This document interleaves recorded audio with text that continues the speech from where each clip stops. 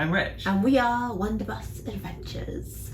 Last week we followed our curved ceiling right through into the cab area, and then we thought that space is crying out for something.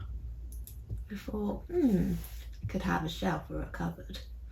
And that's what we're doing today. Welcome to all new subscribers, welcome back all our loyal subscribers, you're fabulous. Hope you enjoy. What to do about this ugly box? Unfortunately, we can't get rid of it, so I'm going to box it in with some plywood for the time being. Now, originally the bus did come in boxed in, but obviously the roof was very different, so I can't reuse the bits that were there, but I can use these as a rough template for the height. The height is correct. So what I'm going to do is cut a rectangle that is deeper than what I've got here, so I can scribe the curve and then cut the flat edge afterwards.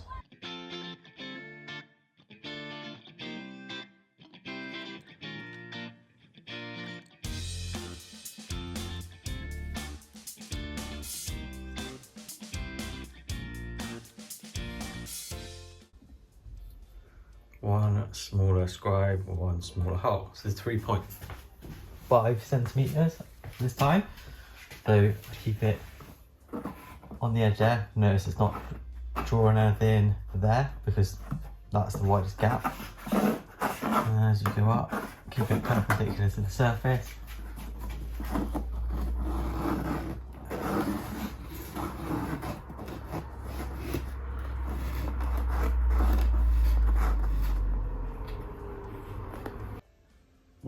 .5 centimeters scribe next.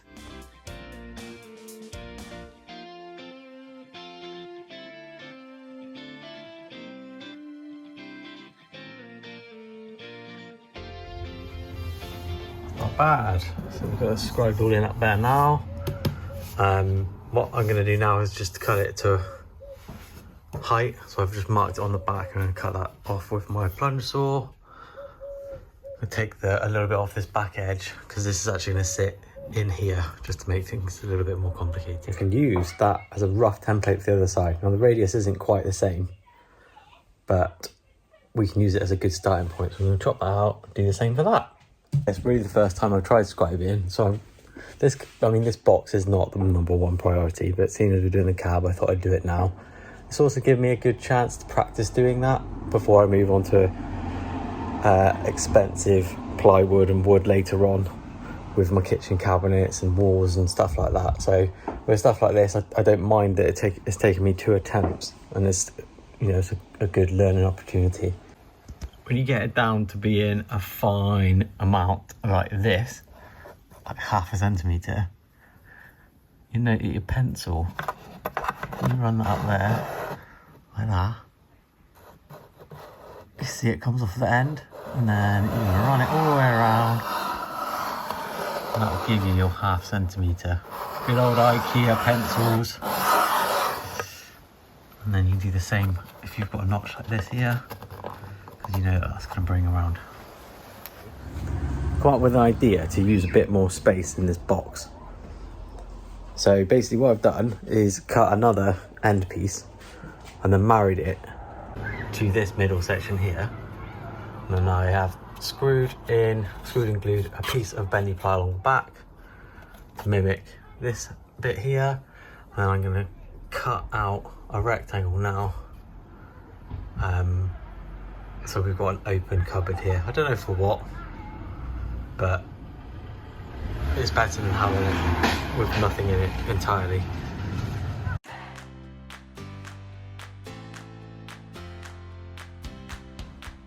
Yay!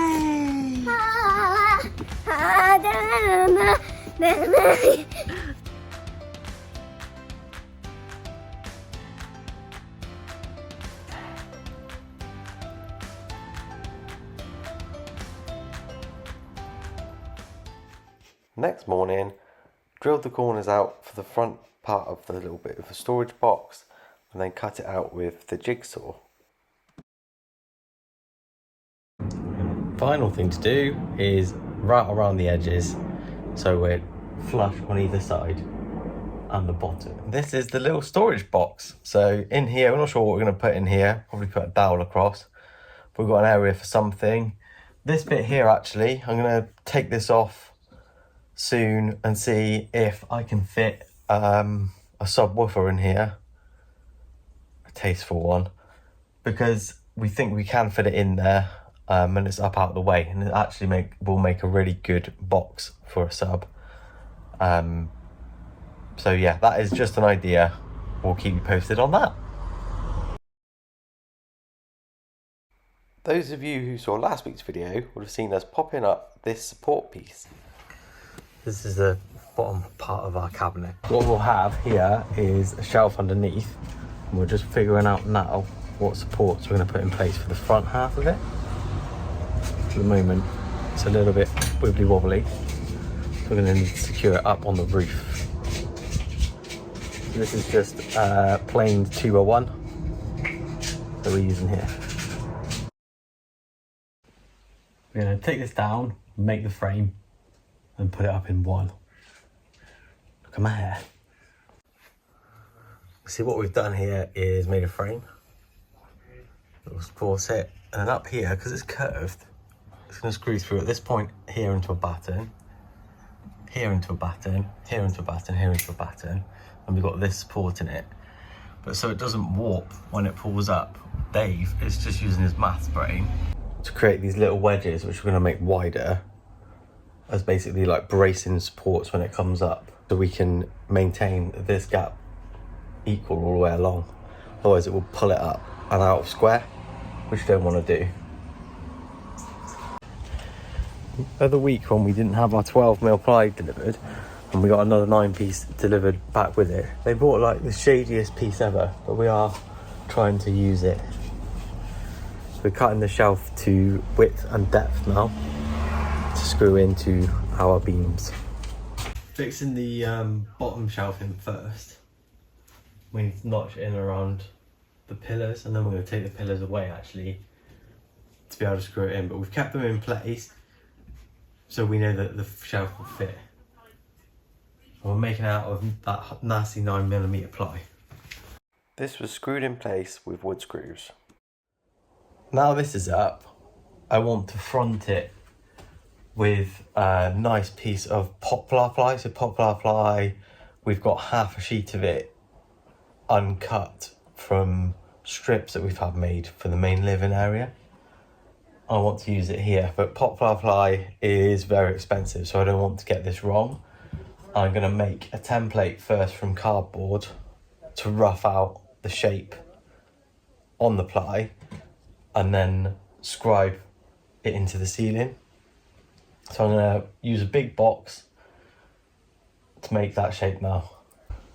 Cardboard, after all, is free, well, cheap, because your stuff gets delivered in it.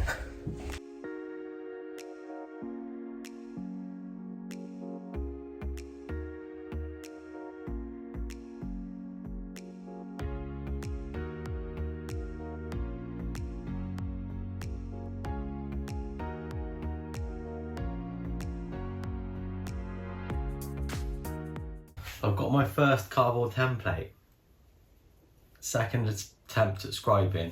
I've got a double curve. So I was imagining that you needed to leave it just on the bottom, but that's not true. Actually, I won't, by the way. I'm going to cut it about 10 centimeters deeper than I need to, but it needs to be wider, because when you go in, this is why I did it with cardboard, as you come on in, you're taking it off the sides to make it fit at the top. So I need to make sure that basically the piece is oversized. You don't cut it, you don't go for gold straight away basically. So I've got my first cardboard template. I'm actually going to transfer it now to a second cardboard template and just try and get it as good as I can. This has been sort of like 20-25 minutes of faffing about, but you know, you don't want to be cutting up a 65-pound sheet of plywood and getting that wrong. So take 2 on my cardboard templates. First of all, some lunch.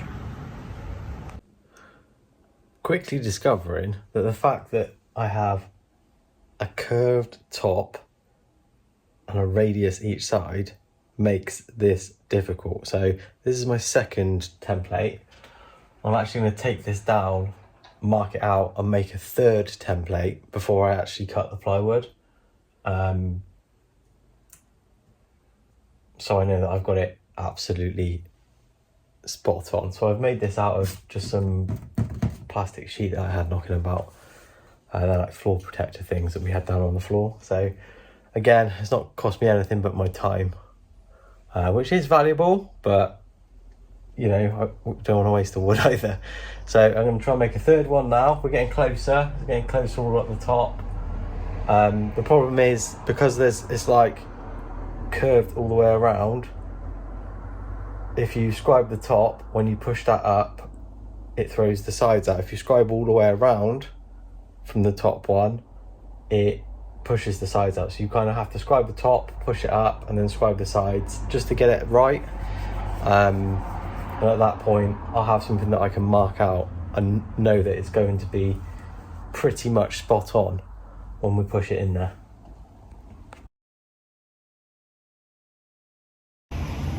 This is the poplar ply offcut that I had. This was half a sheet from the strips that we're going to use elsewhere in the bus. So I'm just marking it up to cut it in half, because I need to use half of this hopefully. And then the other half I'm going to use at the back of the bus on a future project to finish the area by the back doors with a similar curved piece, and again depending on how this goes, because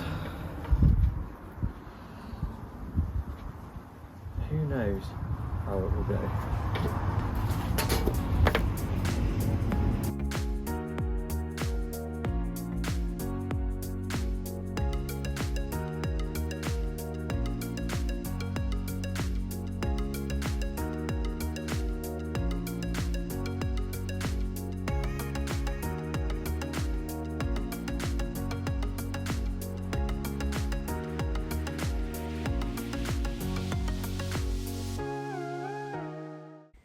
I'm getting into the realms of cutting the main piece now. I've cut it, it's in.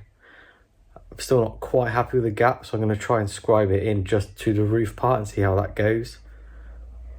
Because the gaps are slightly big. The carpet will hide it, but I want it as tight as we can be. Just for that professional looking finish from an amateur. So I'm going to get it as good as I can. I'm going to go along now with a very small scribe and then cut it with a jigsaw just along the roof line and see how that pulls in. So I'm just using my pencil, so again it's about half a centimetre by the time you rest up against the ceiling, I found. Just to take one last scribe. I've marked along the back so I can take off as much material as I can with a saw before I can run along with my flush trim on my router. Just cut the bottom to roughly so I can route along it, and trimmed up the workbench. So yeah, it's nice and straight now. Oops, sorry Dave. Template worked pretty well, so I've got the face on now. I've got pretty even gap all the way around. It's okay because we're going to be carpeting the roof, so we wanted a little bit of a gap, not too much. I could keep scribing it, but then as an amateur, probably going to end up getting that wrong. So pretty pleased with how that's come out. Next job will be to cut out the openings, but I'm going to do that another day. I've just got to figure out how to do that. So I've got a hole that needs to go here and here that I'm going to follow around the edge of the framework. That eventually, you know, the doors will go over. So to do that, I could have done it if I hadn't had the shelf in, like going up underneath and drawing around, but I can't do that. So I'm going to need to cut a hole out of centre to be able to mark roughly where I need to cut that material off, and then I'm going to route the rest out with my trim router. Looks like the Very Hungry Caterpillar, or Paul Mann's well-known German car manufacturer brand. What I'm going to do now I've got space, I'm just going to go and get a jigsaw and just rough this out further so that I can then draw around where it needs to go all in there, and then take it down and cut it out further before I route it. So what we've been left with, apart from a bunch of wooden cakes, is, so this is a rough cutout I made, and I've drawn the lines around here now, so you can see that this should mimic the inside edge. What I'm going to do, I'm going to cut this excess off the bottom. I'm going to use a hole saw to create a corner radius on each of these, and then cut along these straight lines, and then any finessing I should be able to then do with the trim router inside. I'm calling it a router, it's my technology background, just to make sure everything's flush.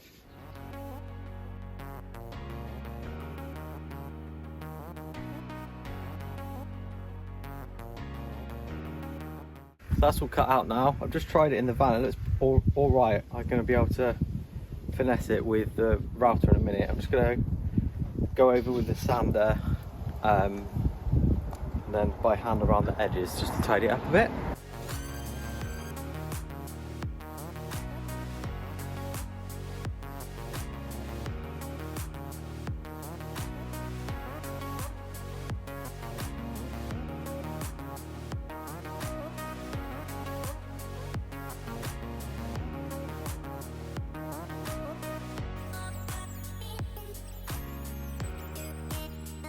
Frame is up. When I cut this from that piece of poplar ply, there was a big offcut on the end, which has given me an idea to maybe try and make an inlaid door. So we're either going to have inlaid doors on this front one because we've seen a nice picture where it's all painted up in an Airstream, or we'll make overlay doors. But because I've got this scrap piece of wood, I'm going to give it a go. So I've drawn around this side. I'm going to jigsaw it out, sand it up and see how it sits in here to see if it looks any good, and if it doesn't, we'll make overlay doors. So not much to lose, so let's have a look.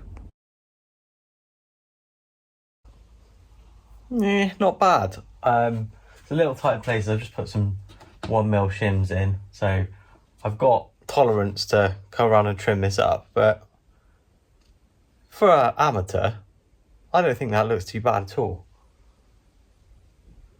I'm going to do the other one, pop that in.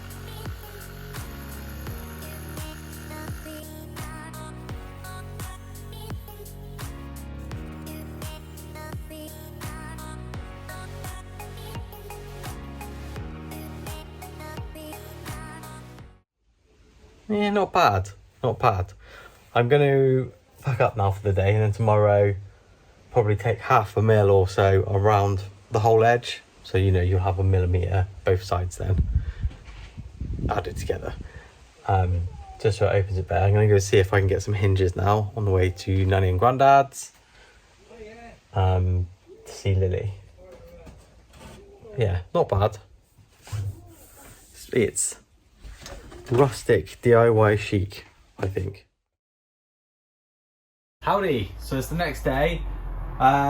We've been researching the best hinges to use for these, and I've actually ordered some online. I went to B&Q and all the sheds, and the ones that they've got are massive, so I'm going to use basically the flat mounted concealed hinges because it's quite flat, sorry, it's quite thin wood this, and the ones they have were absolutely massive and just too robust for what we needed, so I've ordered some online. Hopefully they'll do the job when they arrive. Now, we know our gorgeous cupboard isn't quite finished yet, but do remember we only work on our build part-time, don't we? Yeah, and we've got a few things holding us back from progressing really. So bought the hinges now, and I've tested them, you can see in the shop now, but we can't attach it to the doors yet because we need to take the front off to decorate, install some speakers, make sure it's all nice and sealed and all of that good stuff. So we're going to be showing you that next. If that's of interest, let us know. We will see you soon, and we hope you're keeping well. 1, 2, 3, bye!